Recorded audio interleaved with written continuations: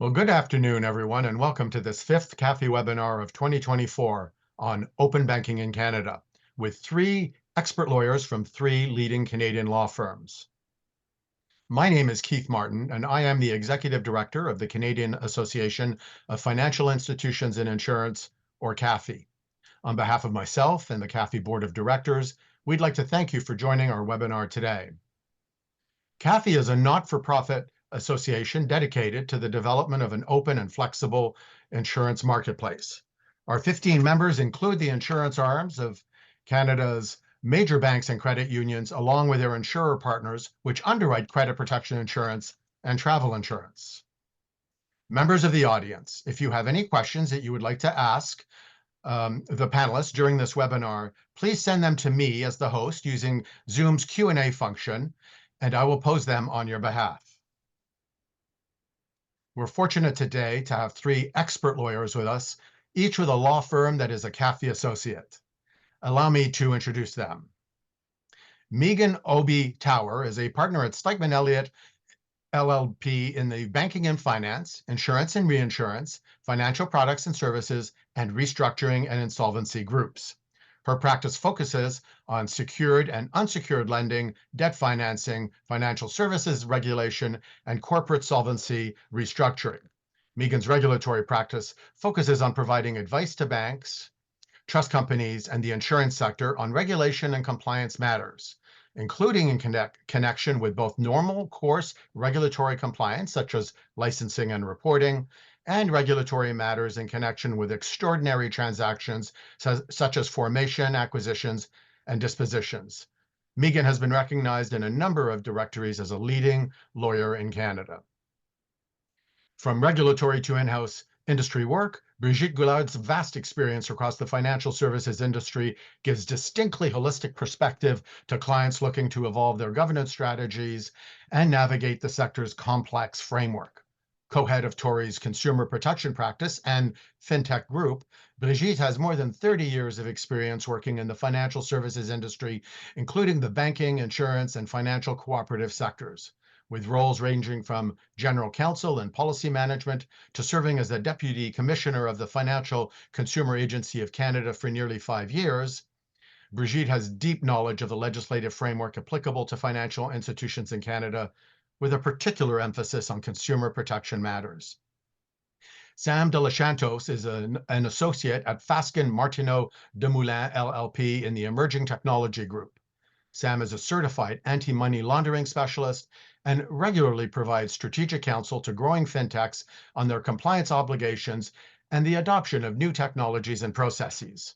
Sam has previously worked as senior legal counsel, data protection officer, and CAMLO at a high-growth global financial technology company. Sam partnered closely with the business to provide innovative solutions and advice on a broad range of payments, regulatory, cybersecurity, and privacy matters. Now, just before we get the webinar underway, I want to extend a special welcome to a number of VIP guest attendees. In addition to many representatives from our 15 CAFII member companies and our 10 associates, which are key supplier companies to the bancassurance sector, we have VIP attendees today from allied industry associations, such as the Canadian Life and Health Insurance Association, or CLHIA, the Travel and Health Insurance Association of Canada, or THIA, the Canadian Bankers Association, or CBA, from LIMRA, and from the Association of Canadian Pension Management, ACPM, and as well from a number of insurance and financial services, regulatory and policy-making authorities, including the following: the Insurance Council of British Columbia, the Government of British Columbia, the Government of Alberta, Quebec's Autorité des marchés financiers, or the AMF, and the Financial Services Regulatory Authority of Ontario, or FSRA. Welcome to you all. Now, to get us started, I'm going to share my computer with a presentation from Bridgette, and Bridgette will walk us through some opening comments and thoughts on open banking. Thank you, Keith, for that introduction. Much appreciated. Thank you again for inviting me to speak to CAFII members. Always a pleasure. And I'm just going to be speaking on a few slides because I think the meat of today's presentation is actually a conversation between all of us. So if you could turn to the first slide, Keith. Just as an intro, I will be referring today to open banking because it's easier to say and it's shorter to say. But as everyone knows, the open banking framework in Canada is actually called consumer-driven banking. It's a bit of a mouthful. So when I refer to open banking today, don't worry, I know it's really called consumer-driven banking.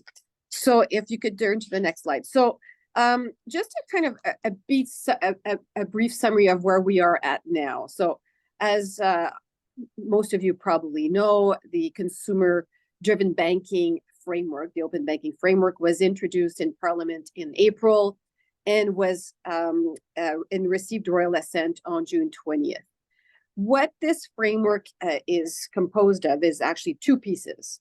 The first piece is the Consumer-Driven Banking Act, which is actually the legislation establishing the framework. And then the second piece of the legislation that was passed is actually amendments to the Financial Consumer Agency Act of Canada, because FCAC will be the regulator that will oversee entities that participate in the open banking framework. In terms of the Consumer-Driven Banking Act, there is very little that was actually included in this first version of the Act. We have some elements of governance, of scope, of the process, but the meaty parts which deal with liability and privacy are expected to be revealed in the next budget implementation bill, which is usually presented in the fall. The second piece that is also very important is that the minister has to designate a body that will establish what are the technical standards for the sharing of data. That is still hasn't been done. So if you could go to the next slide. So the next few slides are just going to be looking at what exactly is open banking. Obviously, open banking is not someone coming into your branch and asking for the money. Open banking is something completely different. So if you could go to the next slide, please. So who's going to be participate in the framework? So for sure, we know that the large banks, and we don't know what they actually mean by large bank because they haven't exactly established what that threshold is, but we assume it will be the large banks, will be obliged to participate in the framework. We'll get into what does that mean for the rest of the entities that may or may not want to participate, but the large banks will participate. And the framework will be to allow consumers and small businesses will be allowed to request that the data that is being held, for example, by their bank, can be transferred in a safe fashion to either another financial institution or to a fintech that may have some interesting product offerings.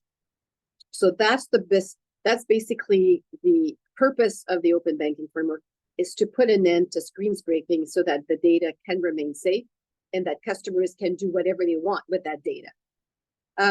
So what will the framework apply to? So I think this is very interesting, especially for our listeners, which many of them work in the insurance world. So the framework will apply, as per the legislation, to the data that relates to deposit accounts, RSPs, and other non-registered investment products, payment products, prepaid cards, so on, lending products, and other products or services that may be provided for in regulations. We haven't seen the regulations, so we don't know yet what else will be included. But right now, it really does seem limited to those particular products that are really mostly offered by the banks. So what else do we know? So we know, for example, that derived data would be data that a financial institution like a bank would develop on a customer. That particular data is not going to be subject to the open banking framework. So for example, if a bank has interesting data, for example, they've created a profile on one of their customers, or a high wealth customer, we really should try to aim to offer them, higher loyalty card type credit cards, better wealth management services. That derived data cannot be transferred to another body that would then be able to use that data for their own purposes. As well, the data that is being transferred cannot be modified by another participating entity. So for example, if I request my bank to send information to a fintech, that fintech can then not turn around and modify the data that is being held by the financial institution. FCAC will maintain a public registry of participating entities. And this is very important because if there are entities that are presenting themselves as participating entities, because some consumers may prefer to deal with the participating entity as their data will be better protected. But if one is holding itself up as a participating entity, they can be subject to some fairly significant fines. So the registry is important because the members of the public can go to the registry and see who is a member and who is not a member. And if they see somebody who's kind of holding themselves as being a member or an entity that is participating, they could report you back to the regulator. So something to keep in mind. In terms of what was included in the amendments to the FCAC Act, so obviously the FCAC has received the mandate to oversee, administer, and enforce the open banking framework. They will establish within the FCAC a parallel branch that will be dealing only with the open banking framework. It's not going to be dealing with other aspects of the rest of the mandate of the FCAC. As I've mentioned, individual entities that falsely represent themselves can be liable to a penalty. And the participating entities that do not comply with the open banking framework can also be subject to penalties. And what's really interesting is that actually the way that the framework is drafted, it's exactly the same as what is currently being used for the banks in terms of the Bank Act Consumer Protection Provision. So I don't know if this is making you feel like the rest of the next slide, but the next slide kind of gives you an impression on how, if you're looking now at some of the FCC decisions with very large fines, it's the same fine network, it's the same fine schedule. In terms of the fines can vary up to $10 million for a penalty. So now just very, very briefly in terms of what are the best use cases of open banking. So I've included 5 here. So account aggregation, that's probably the one that, always comes to mind in terms of, you may have a fintech that will be offering, like, for example, the Mints of this world. I don't know if you remember Mint. I don't think it exists anymore, but Mint was able to aggregate all the data through screen scraping. These already exist, but they exist through the use of through gathering of data that in a very unsafe way. So, so in terms of other uses, you can see here personal finance management, instant credit risk, subscription management. So those are the type of use cases that that fintechs and other banks other FIs could potentially use for open banking. So I will leave it at that because I think everybody's really looking forward to hearing our other panelists. Well, thank you very much, Bridgette. That was really interesting. And that's a great way to sort of give context and a framework for our discussion. Obviously, one of the big things that's going to happen here is data is going to be shared, and this raises all sorts of privacy issues. Sam, can you walk us through that and the implications of these privacy concerns?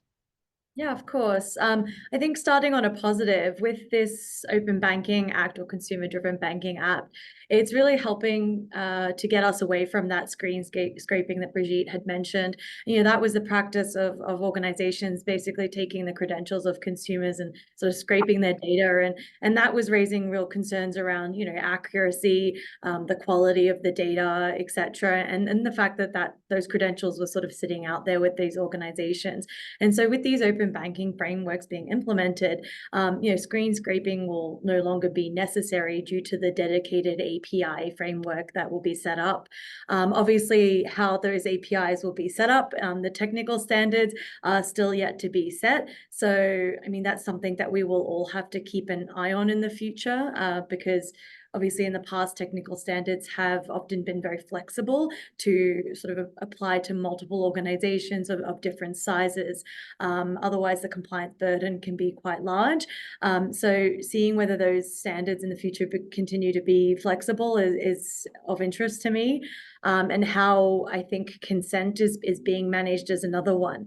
Consent has been a constant struggle in other countries who've implemented open banking frameworks already.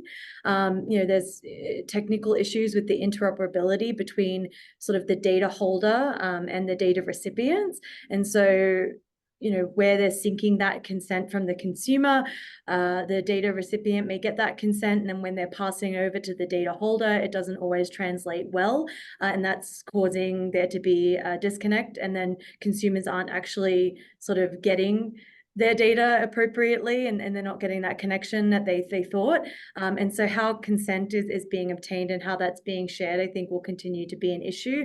I did see that it's proposed that managing of consents for the data recipients under the Canadian framework will be consent will have to be refreshed regularly. I think the proposal was every 12 months. And then each organization is going to have a consent dashboard where users can freely go in. They can, say what data has access, like who has access to what data, how long they have access, in what circumstances. They can withdraw that data at any point. They can withdraw their consent at any point, and organizations just have to sort of follow along. And again, I think that's really important because there's really big issues with how long does someone's consent really last. If an organization receives consent to get the data from a bank one time, does that mean that they can continue doing so? Well, no. I think the Act and the regulations that will follow will continue to put parameters around consent mechanisms and how that consent is managed and how far that consent can go to really try and protect consumers' privacy, to ensure that their information is not being used in more ways than what they expect. And then I think the other thing is just, still risks around data duplication and data accuracy. That will continue. Although in the framework currently in Canada, it's a sort of a read-only system where, banks share their information one way and fintechs or other organizations who receive that can't edit it on the bank system, which is fine, but they can sort of do what they want after the fact, and how that data is duplicated and then edited later, that's something that needs to have a close eye on it. And I think that the regulator will continue to pay attention to that. And again, I believe that those parameters are coming forward in some regulations further. So those are some interesting risks and some concerns that we need to pay attention to. And Sam, that's very interesting. Just a quick follow-up question. I know the details are not all there yet, and so you won't be able to thoroughly answer this, but it sounds like it could be potentially quite difficult to administer.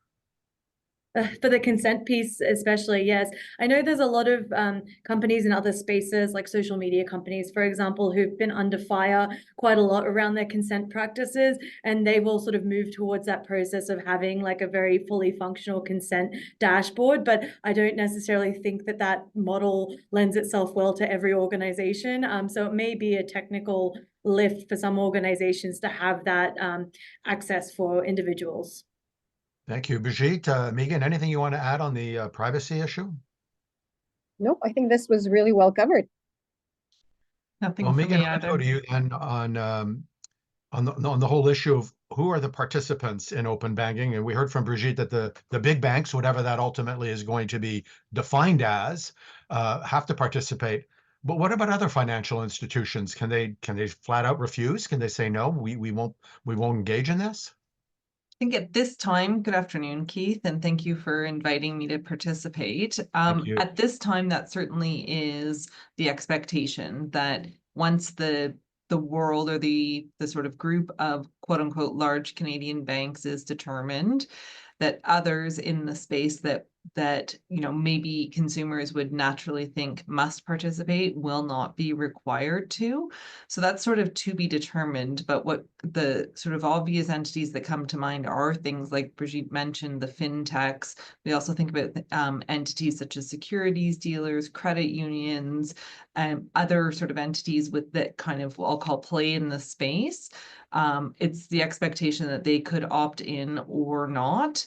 But what we do know is any entities that are participating will need to comply with all the technical standards and requirements and regulations and governance and, as Sam mentioned, sort of consent requirements that all there's no expectation at this stage that there would be a distinction among the entities in terms of their compliance regimes, which will sort of come up later on during this webinar as well.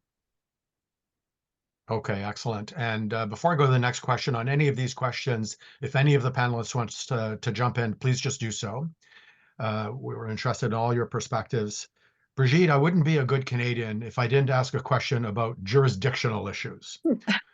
Here I go. Consumer protection of banks is regulated at the federal level, but consumer protection for insurance companies is provincially regulated as well. Although there are federally incorporated insurance companies, there are also provincially regulated institutions.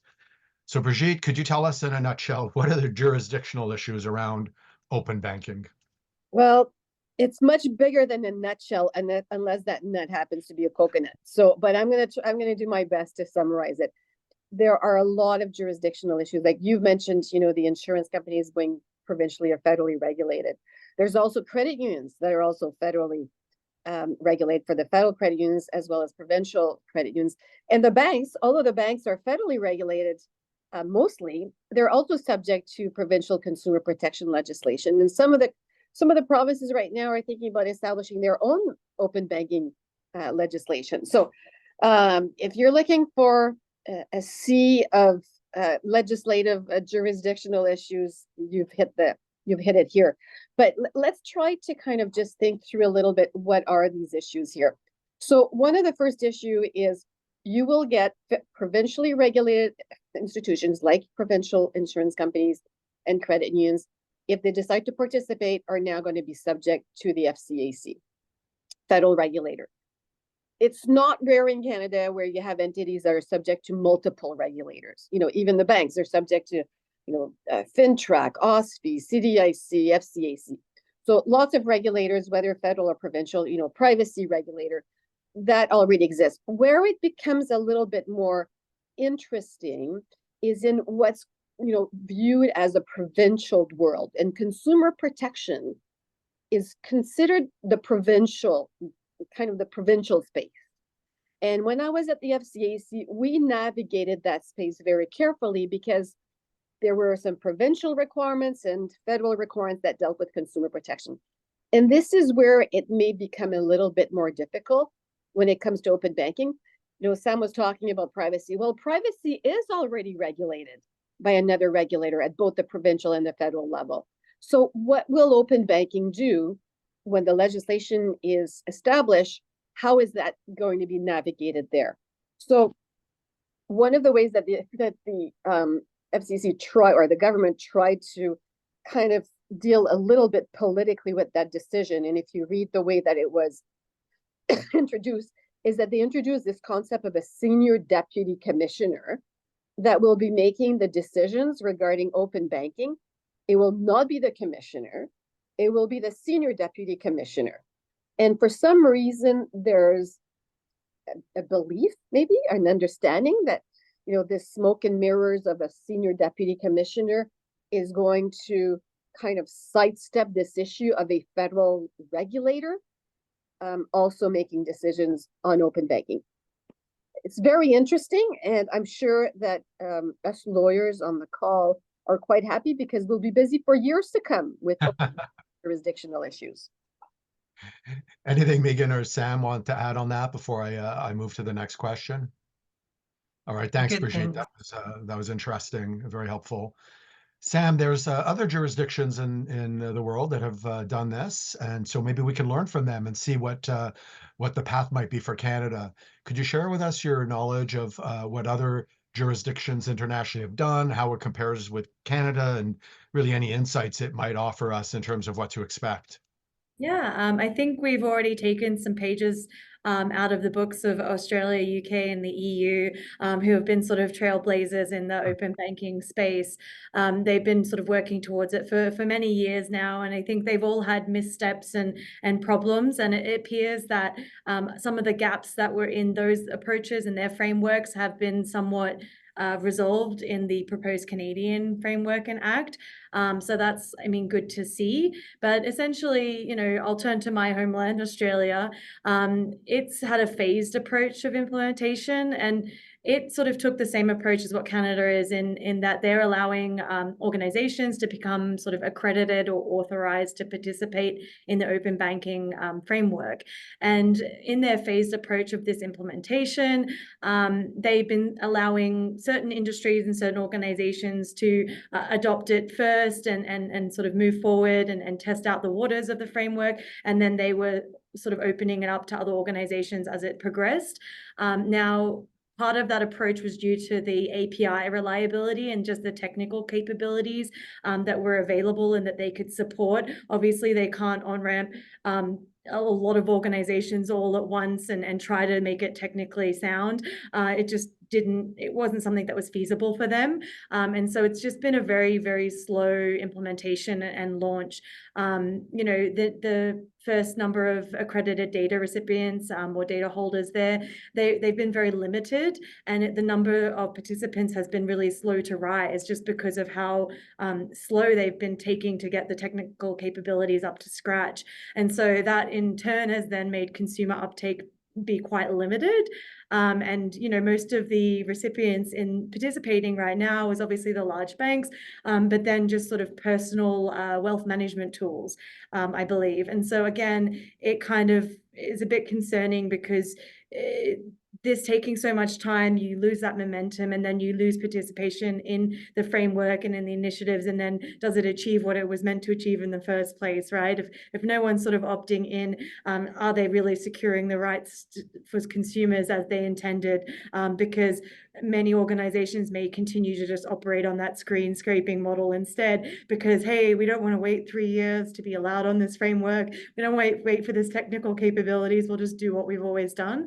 So they are struggling with that sort of enforcement piece and forcing everyone to move over to the framework appropriately. I've also been seeing that a lot of Australian banks complained originally that they've had to make really significant investments to comply with their obligations. And a lot of smaller banks even that have been tasked to comply is tapped a lot of their resources in financing as well. So I think, when we're thinking of what we do in Canada, I know we have these thoughts about the technical and the security safeguards that should be implemented. And I know Canada's taking a very prescriptive approach to this by saying everything's going to be set out in the framework so that, hey, we're all held to one standard. But that may sort of flip around on us and bite us, because it may be very cumbersome and very expensive for a lot of organizations to comply in the future or be willing to opt into this. And so as a note on insurance specifically, or just brokers, I will note that in Australia, the original framework rules, when they were released, did not actually include insurance brokers to become eligible as data holders either. After quite a bit of pushback and pressure on the regulator there, they actually later introduced new accreditation levels. So they tiered their framework by allowing different types and different tiers of data recipients. And so trusted advisors was created as its own category, which was insurance brokers. And that basically is intended to drive data sharing with insurance brokers to drive growth and to allow more access across client information. And that was apparently just because there's too much limitation and they were getting frustrated, and they got that pressure to allow them to participate. So that was very interesting. Meaghan, Sorry, go ahead, Bridgette. can I ask you a question about, did the banks force others, kind of saying, hey, if you want my data of my customers, you also have to become, I don't know if that's what they were called, in a participating entity. If you want my data, were they doing that? Yes, so that was the same thing. So similar to the approach here, they were saying that if you wanted to receive any data under this framework, under the consumer-driven banking framework, you would have to be authorized as an accredited data recipient, essentially. So they were only sharing those data legally with those who are accredited. Oh, okay, interesting. And Sam, another follow-up. It sounds like there were a lot of challenges in many jurisdictions. Are there any jurisdictions that are sort of trailblazers where it's really worked and where you can point to tremendous consumer benefits or enhanced competition, or is that just not happened yet? I think each of the jurisdictions, the ones that I mentioned, UK, EU, and Australia, have seen some benefits to consumers, but there's just been so many issues. And again, it just takes time to sort through. And I think they're now seeing an uptrend and a lot more uptick now that everyone's sort of gotten on board. They've figured out those technical difficulties, etc. And so I think, you know, looking to what they've done now, like as opposed to 3 or 4 years ago, is where we can see the best benefit in Canada, right? Learning from their mistakes. And as I mentioned, some of those consent issues and the consent dashboard that's, you know, expected in Canada, that actually stems from the European Union and UK having issues with their consent problems. So, and them not requiring consent to be refreshed, right? So we're already learning. So I'm hopeful that we'll continue to see positive uptrend. All right, excellent. Meaghan, let's dig into this issue about the large banks being obliged to participate a little more. Can you offer us your insights as to why the government has structured it that way? And what does that mean for smaller FIs or for fintechs? Thanks, Keith. So I think that certainly for open banking or consumer-driven banking to be successful, the thought process is, from a public policy perspective, you've got to force some people to sort of buy in, right? And whether, you know, whether you do that through legislation or otherwise, the choice has been that that's how this is going to be done in Canada. And as Sam alluded, you know, there wasn't sort of an immediate, there hasn't been kind of globally an immediate sort of change in the way people bank or access banking, traditional banking products, but to make us competitive in the sort of international sphere, we need to go into kind of open banking and consumer driven banking, but we also need to sort of make sure that there's some participants. So understandably, there's always this thought process that large financial institutions, such as our, you know, big 5 banks, have the resources to support a framework and get things kind of underway. I think that that's certainly a part of it. That's at least my view. And also that they're sort of the largest holders of the relevant data, right? So for this to be successful, if it was only all smaller FIs or the fintechs, the actual sort of really critical data, or to get critical mass, that would be less likely. What I think it means for smaller FIs or the fintechs, I think there's 2 sort of main things that come out of this.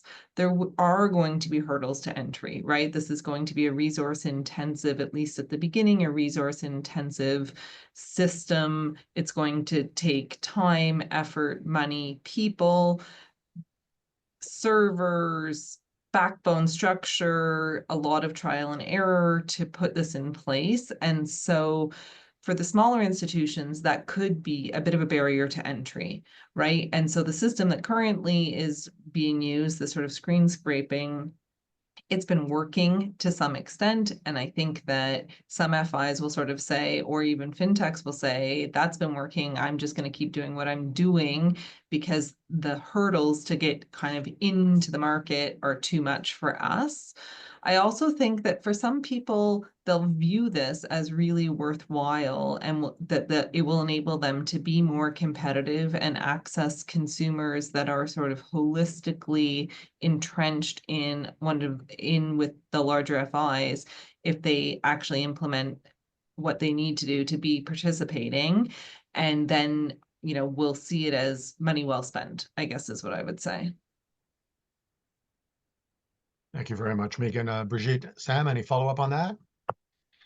So I want to mention that CAFII is focused on regulatory and policymaker relationship building and sharing information with regulators and policymakers. Most of CAFII's members are engaged in some function or another with the compliance and operational and legal issues related to that. So this next question will be for all 3 of you. I'll start with you, Bridgette, and then go to Sam and then Meaghan. But I think it's one that our members on this meeting will be very interested in your insights on. So the question is, what compliance, operational, and legal costs could be incurred through open banking? Bridgette, start us off. So the one word is do not underestimate, because I think open banking is coming. I think the best way to get into open banking is to protect your customers' data, and that's through the framework. That being said, you will need to change your systems in order to be able to participate. There will be technical standards. Depending on what those are, it could be a big lift potentially for your systems. You will need as well to up your compliance costs. Many of you may not deal extensively with the FCAC, but dealing with the FCAC means more reporting. It means more legal input. There will also be an ombudsman that will be attached to open banking. That means having to deal with complaints, having to set up a complaint mechanism. There will be interpretation questions. So the compliance legal side is not insignificant for those of you who have never dealt with a federal regulator before, and FCAC is not necessarily an easy one to deal with sometimes. And the operational costs, adding more staff, dealing with your customers, explaining to your customers how this works. So I think this is going to be costly. I think it's coming, so I think you need to prepare. That's my view. Thank you. Meaghan, your thoughts? Yeah, so just to sort of add on, I think I don't have anything contradictory to say, but to add on, I do think for some institutions, they essentially are currently operating in an unregulated manner. And that's not to say the wild, wild west so much as just they're not subject to any applicable regulation at this time. And for those institutions, this is going to be a big change, right? So I think for institutions that already are regulated, like the big banks, this is incremental in some way relative to institutions that are going from doing what they want at the pace that they want within the confines of existing regulation, checking in to make sure they're not sort of entering into a space that is currently regulated, and then suddenly finding themselves with regulation, reporting, all the things that Bridgette mentioned, right? Regulation, reporting, compliance, consumer complaints, and then I don't want to take away from the next question, but also sort of questions around how do they protect the data that they are actually accessing.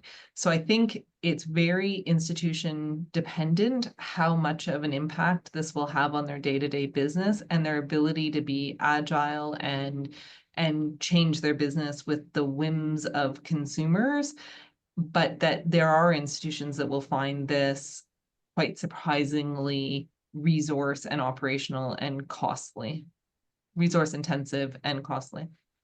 Yeah, and before I go to Sam, one thing on that issue, Meaghan, that I'll mention to you is that one of the key messages I hear from my members is just the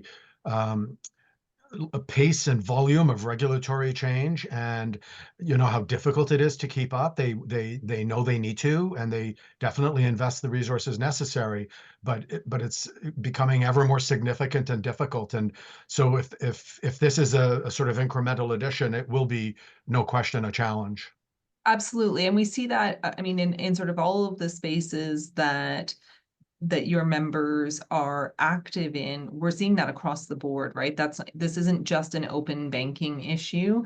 It's AML, it's federal regulation of privacy, it's provinces wading into what has traditionally been federal territory. It's across the board, and it is a fast pace, and it is impactful for a lot of institutions. You hear institutions talk about not that long ago, they had 2 or 3 people in compliance, and now they've got 300 people in compliance. And I don't think that this is going to improve that.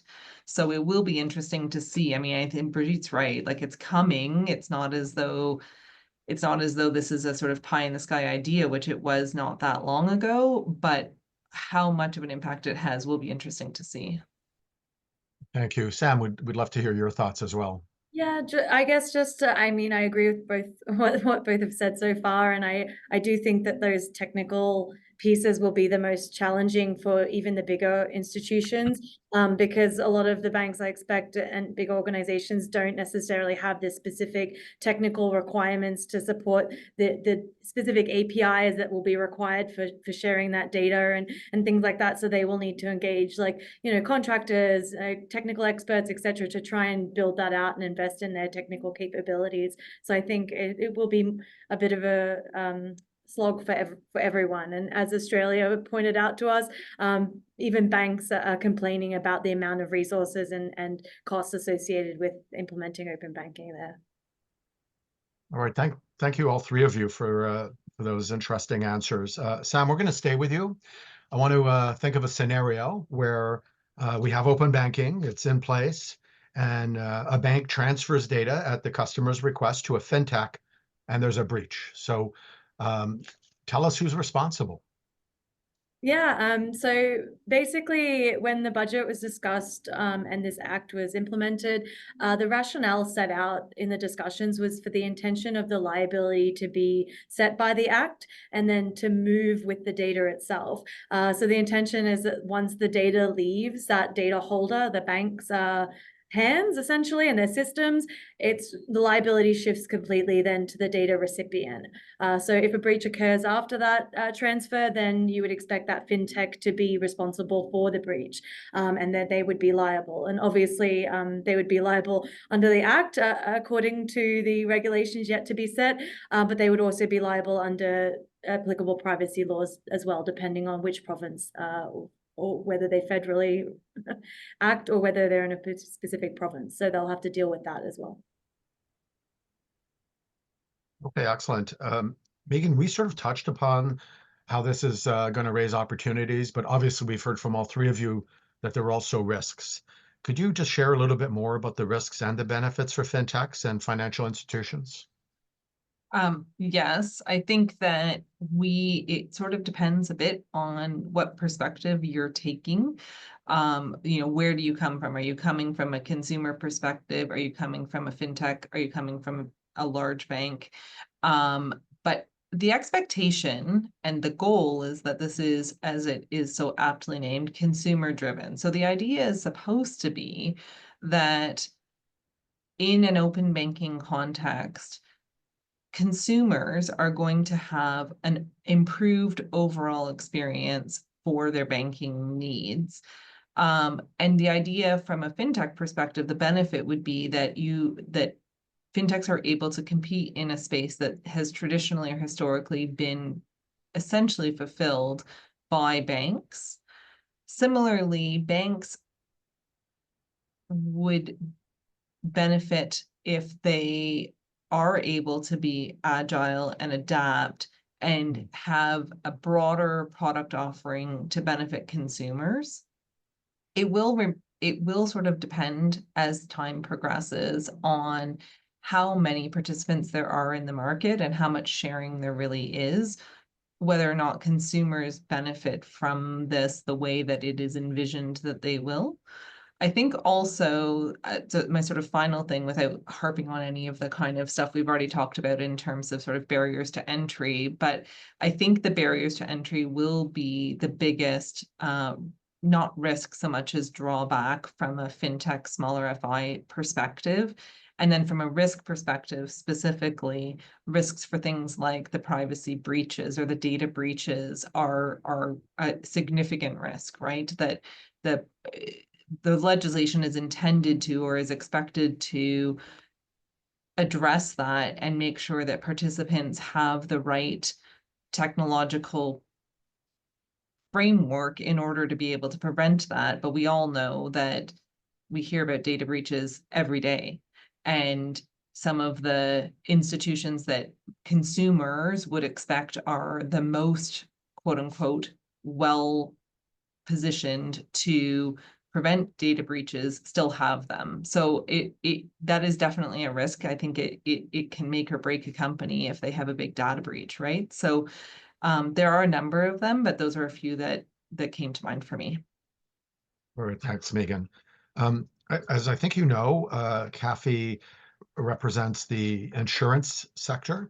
often of banks, so the insurance division of banks, or insurers who underwrite policies offered by the insurance sector of banks. And there's this interesting restriction on sharing data within a bank between the insurance section and other sections of the bank, including the bank division itself. So given those restrictions, the question for you, Bridgette, is will open banking allow for the sharing of this data between these divisions of one organization where it's restricted right now? Or alternatively, might a third-party fintech be able to receive and aggregate data from the different divisions and then aggregate it in a way that could be useful? So that's an excellent question, Keith. And if you could turn to that last slide I had on the deck, which actually is a replicates the section that is found in the Consumer Driven Banking Act, which dealt with this question. So Section 6 of the Act basically reads as follows. Nothing in this Act affects any restriction imposed under the Bank Act on banks with respect to the sharing of information about a consumer with an insurance company, agent, or broker for the business of insurance. So what's interesting here is whether or not how is this going to be interpreted? So I don't think a consumer could tell a bank, hey, I now have an app with this insurance company, send over my information to the insurance company, because it's not because the consumer is asking for it that the banks are allowed to share it. It gets a little bit more complicated when the ask is not coming from an insurance company, but it's coming from a fintech.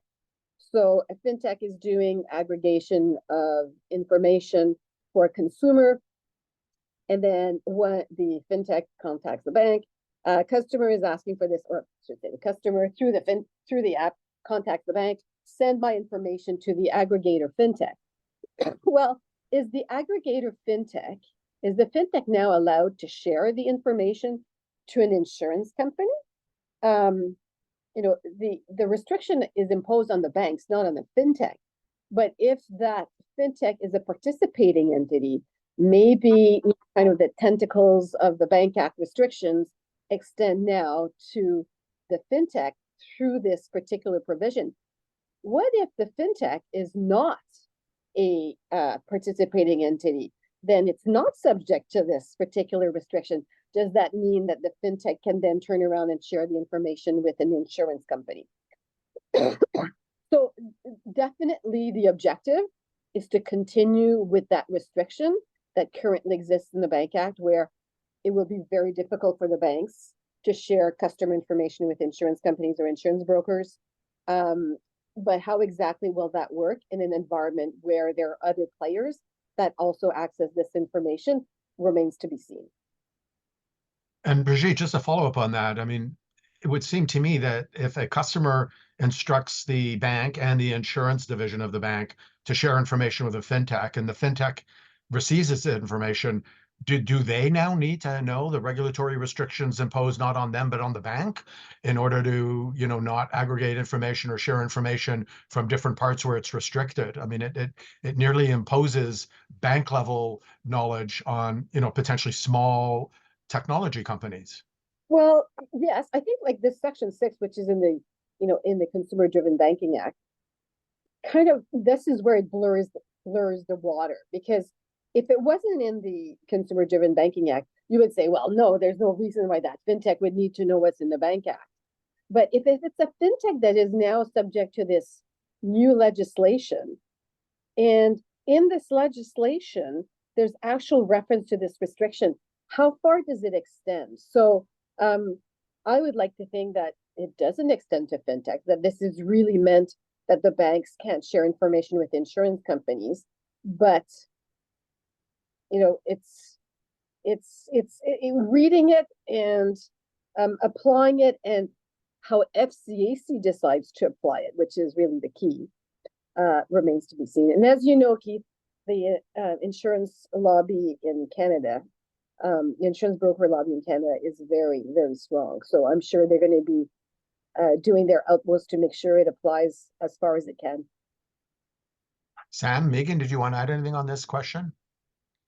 I want to ask you about the FCAC. So we know the FCAC has been given the responsibility for implementing this, could you, I'll start with you, Sam. Could you tell us what that means? And does this mean that there are going to be additional resources that the FCAC is going to get to be able to do this? And any insights the three of you can add on that would be of interest. Sam?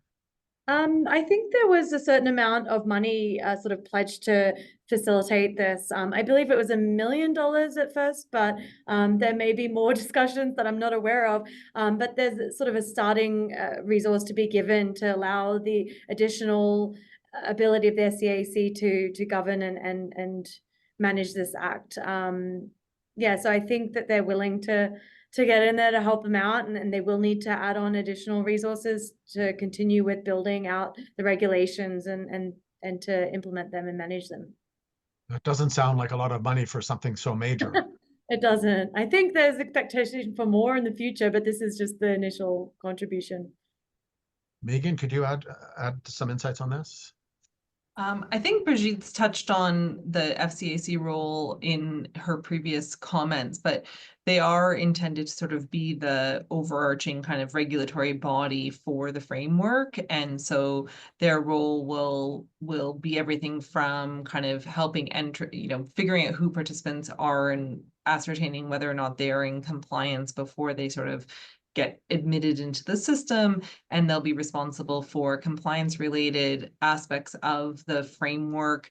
So I think it's going to be quite a role, and there will be dedicated persons at FCAC for making sure the implementation is done, and that participants are appropriately following the rules and regulations as they are at the time and as things change. So I think it'll be lots at the beginning, and then, as Bridgette said, we're going to see lots for years to come in terms of as we adapt and see how consumers use open banking, FIs use open banking, fintechs, and then adjust from there. So Bridgette, you're a former deputy commissioner of the FCAC, so I can't pass on this question without asking you for your insights on it. So I think there's going to be 5 buckets of new costs for the FCAC with this.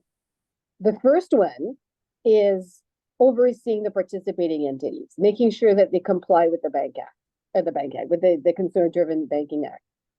There's going to be overseeing the ombuds body, most likely, I would think OBSI, because they're already regulating OBSI, potentially OBSI. So they're going to have to make sure that OBSI is overseeing the complaint management of complaints, the same way that they're currently doing it now for the Bank Act. They're going to have to oversee the technical body. So yes, the minister is going to be appointing that technical body, but FCC then becomes the regulator over that technical body, making sure they're doing the right thing. Then they're going to have to make sure that the registry of participating entity is up to date. And that's not one person, because we're going to be talking here potentially, eventually, about hundreds of bodies, hopefully. Hopefully people will participate eventually. So that's not going to be easy.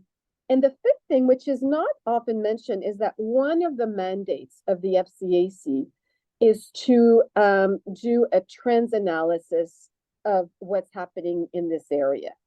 And they have the same mandate for consumer protection for the banks. And they have a whole department that is responsible for that particular responsibility. So it's not just the framework, which is going to be the bulk of the work. There are all kinds of other stuff attached to it, which is going to be more people, more costs. And this is not one that is going to be paid by the taxpayer. This is one that's going to be paid by the participating entity. So, so there's a, it's not going to happen all tomorrow, but it's definitely going to happen. That FCC is going to be getting bigger. All right, excellent. Well, we're just coming to the end of our session. I must say you've been a wonderful panel. All three of you have really been able to take a very complex subject and make it accessible and understandable. So I do want to thank you for that.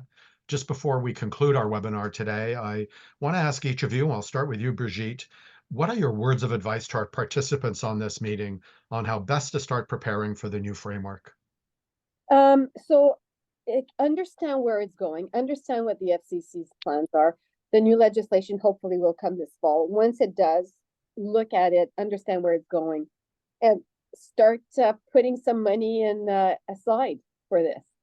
Like it might be difficult now to start thinking about what you need to change in your operations, because this is not going to happen in 2024, 2025. But start saving up. Excellent. Meaghan? It's good advice. I think picturing how you foresee your institution within the within the sort of realm of open banking, and kind of being holistic and being sort of a thought leader in terms of where do you see yourself in 3 years, 5 years, 10 years within this space now is a good time to be doing that, because I think once we have the regulations and the legislation is more baked and we have a timeline, it's a lot harder to sort of focus on the forest than the trees, because at that stage, then you're looking at how do we implement this? Whereas right now is a good time to kind of holistically think strategically about your role within the open banking sector. Excellent. Last word to you, Sam. I think it's been said so well already. I don't have too much to add, except for, yes, I agree with Bridgette about saving up the money and the resources, and thinking about what obligations are you sort of not really paying attention to right now that you could be facilitating better compliance with. Like there's a lot of privacy requirements, for example, that are already legislated, but many corporations don't necessarily implement everything because there's no real penalty established, except for in Quebec, of course, now. And so thinking about how could you bolster those practices already to prepare for down the line might be prudent as well. Excellent. Well, on behalf of the people who participated as attendees, thank you, all three of you again. I want to thank the attendees as well.